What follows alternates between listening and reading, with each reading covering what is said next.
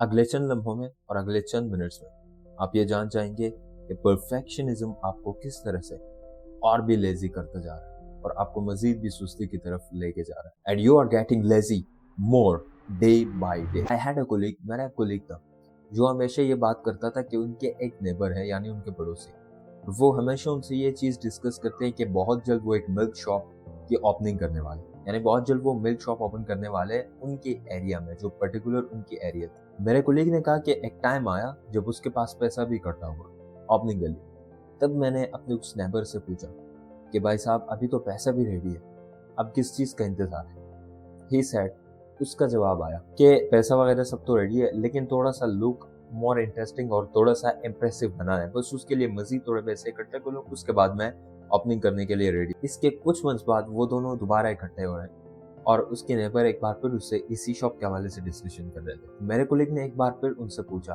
कि भाई अब तो तकरीबन सब चीजें रेडी है, अब किस चीज का इंतजार है। उनके नेबर ने उसको रिप्लाई किया अगेन सेम कि बस एक और शॉप इसके साथ एक्स्ट्रा खोलनी है जिसमें हम और कोई पर्टिकुलर चीजें या पर्टिकुलर कैटेगरी की शॉप होगी, इसमें अलग से सेलिंग होगी। बस वो एक बार डन हो जाए, डिसाइड हो जाए कि वो शॉप किस चीज की होगी, फिर साथ में दोनों खोल देते। माय कोलीग सेड के कुछ मंथ्स बाद उन्होंने फिर से अपने नेबर, अपने पड़ोसी से पूछा कि भाई अब तो तकरीबन चीजें रेडी है, आप किस चीज का इंतजार है। तो पता है उस पड़ोसी ने एक बार फिर से क्या कहा कि भाई सब चीजें तो रेडी हैं लेकिन मैं एक ऐसे यूनिक डिजाइन के बारे में सोच रहा हूँ, एक ऐसा डिजाइन मैं अपने इस मिल्क शॉप को दे दूं कि इस पूरे एरिया में, यानी जिस एरिया में वो रहते थे, इस पूरे एरिया में ऐसी यूनिक डिजाइन किसी भी मिल्क शॉप में नहीं हो। बस मुझे एक बार वो जहन में आ जाए और वो डिजाइन मिल जाए और मैं उससे सेलेक्ट कर सकूं, तो बस फिर शॉप रेडी है, फिर खोलना ही है। यानी अब बस वो इसी इंतजार में था कि कब एक ऐसा यूनिक डिजाइन उससे मिल जाए जो उसके जहन में आ जाए या उसको कहीं भी दिख के पसंद आ जाए, उसके बाद वो शॉप की ओपनिंग करेंगे। उसके बाद वक्त गुजरता गया लेकिन एक दिन क्या हुआ कि वो इसी परफेक्शनिज्म के चक्कर में कि ये चीज बेहतर कर लूं, शॉप के साथ ये चीज एक्स्ट्रा हो जाए, ये डिजाइन हो, ऐसा शॉप हो कि किसी ने भी अब तक एरिया में ओपन ही नहीं किया हो। गैस हुआ कि क्या हुआ, उसी एरिया में किसी और शख्स ने, यानी एक और बंदे ने मिल्क शॉप खोली और नॉर्मल सी खोली, ज्यादा यूनिक डिजाइन भी नहीं थी, कुछ एक्स्ट्रा भी नहीं था, मिल्क शॉप, और अच्छा खासा चलने लगा। लोग उसकी तरफ गए, यहाँ तक कि मेरे कुलीग के नेबर जो थे उनकी शॉप खुलने की बहुत देर हो चुकी। Let's discuss about the perfectionism के परफेक्शनिज्म का ये कीड़ा कैसे आपके अंदर आता है और कैसे आपको मजीद डिस्ट्रॉय भी करता है। दोनों को कॉम्बिनेशन में यानी एक साथ ही डिस्कस करते हैं। तो चलिए सबसे पहले ये डिस्कस करते हैं कि परफेक्शनिज्म कैसे आता है।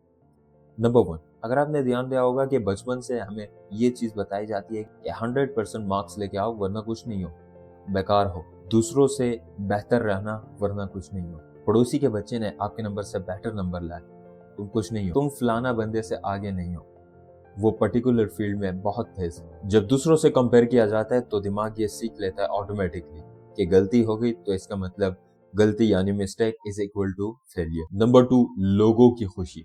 जब हम अपनी खुशी को लोगों की अप्रूवल से जोड़ देते हैं, कोई काम कर रहे हैं, अगर किसी ने जज किया तो मतलब काम बेहतर नहीं है और काम नहीं करते, यहाँ तक कि लोग कहे कि ये काम परफेक्ट हो गया तब हम उससे स्टार्ट करेंगे। आप एक आर्ट बना रहे हैं, आप खुद ही आर्टिस्ट हैं, मगर आपको कोई जज कर रहा है और आपसे ये कह रहा है कि भाई इस आर्ट में ये कमी है, ये प्रॉब्लम हो सकता है, भाई इसकी कलर में इशू है, इसमें आपने ये चीज़ बढ़ाई और इस चीज़ की कमी की, ये कलर, ये चीज़, ये पर्टिकुलर शेप खराब है।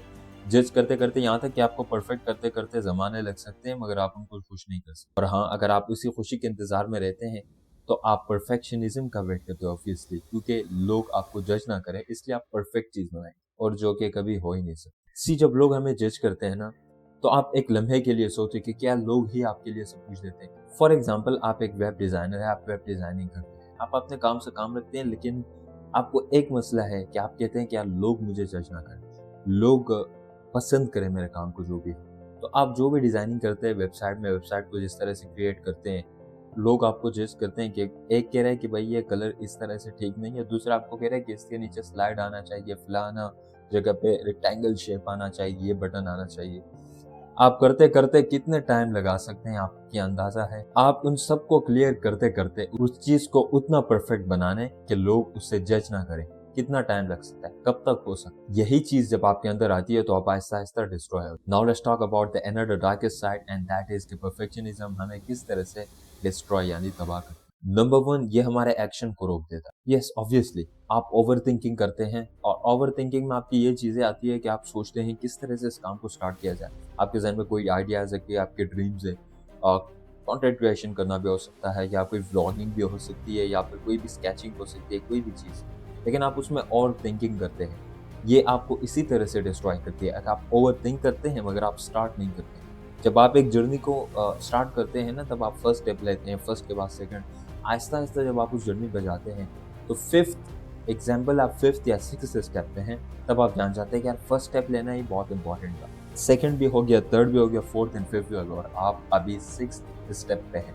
इसी तरह लाइफ की मुख्तलिफ फील्ड्स में, मुख्तलिफ कैटेगरीज में जब आप एक मुख्तलिफ करियर को चूज़ करते हैं, उस पे जाते हैं, तो आप फर्स्ट स्टेप लेना, जो आपका फर्स्ट स्टेप लेना होता है, that is very dangerous and that can make you stop. या ओवरथिंकिंग आपके ज़हन में आती है, लेकिन एक बार आप ओवरथिंकिंग के इस दरवाजे को तोड़ देते हैं, यानी आप दाखिल होते हैं उस पर्टिकुलर ड्रीम के पीछे, फर्स्ट स्टेप लेते हैं, तो आगे का काम आपके लिए ऑटोमेटिकली ईज़ी हो जाता है। बट रोकता क्या चीज़ है आपको? ओवरथिंकिंग, जब आप एक्शन नहीं लेते और ओवरथिंकिंग करते हैं। That is number 2, self worth खत्म कर देता है। जब कोई चीज़ परफेक्ट ना हो, जो कि कभी हो भी नहीं सकती, तो हम उसको लेके ज़्यादा बहुत परेशान रहते हैं और खुद को गिल्टी फील करते हैं। खुद को नेगेटिविटी की तरफ लेके जाते हैं और नेगेटिव चीज़ें सोचते हैं। वही सेम ओवरथिंकिंग के फेज़ में नेगेटिव थिंकिंग, क्योंकि चीज़ परफेक्ट ना होगी और ऐसा कभी हो भी नहीं सकता। आप कोई भी चीज़ फर्स्ट टाइम कर रहे हैं और आप परफेक्ट कर रहे हैं, ऐसा कभी मुमकिन नहीं हुआ। आप किसी की भी तारीख देखें, आप यूट्यूब की जर्नी को ही आप देख लें। एक वीडियो है, कभी आप जाके यूट्यूब पे सर्च भी करें, जाके यूट्यूब के सीईओ या यूट्यूब के जो ओनर्स होते हैं दोनों, वो बड़े डिप्रेशन में रहते हैं, एक जगह पे बैठे रहते हैं। वीडियो आज भी अवेलेबल है, कहीं पे भी आपको मिल जाएगी। उस वीडियो में क्या होता है कि यूट्यूब के जो ओनर्स होते हैं वो दोनों बड़े डिप्रेस्ड रहते हैं, इस वजह से कि यूट्यूब सही से काम नहीं कर पा रहा है और अगले चंद दिनों में या एक महीने के अंदर वो यूट्यूब को खत्म करने वाले हैं एंड देव उसका डिसीजन। लेकिन गैस आज क्या हुआ, यूट्यूब कहाँ तक पहुंचा?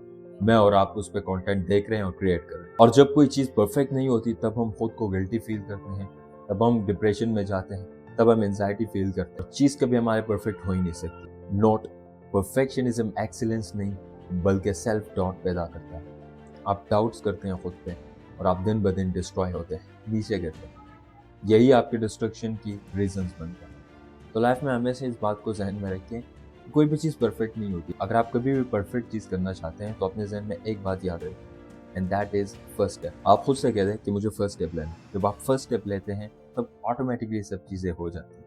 तो आई होप अगर आप फर्स्ट स्टेप लेते हैं, तो उसके बाद आप आगे जा पड़ते हैं।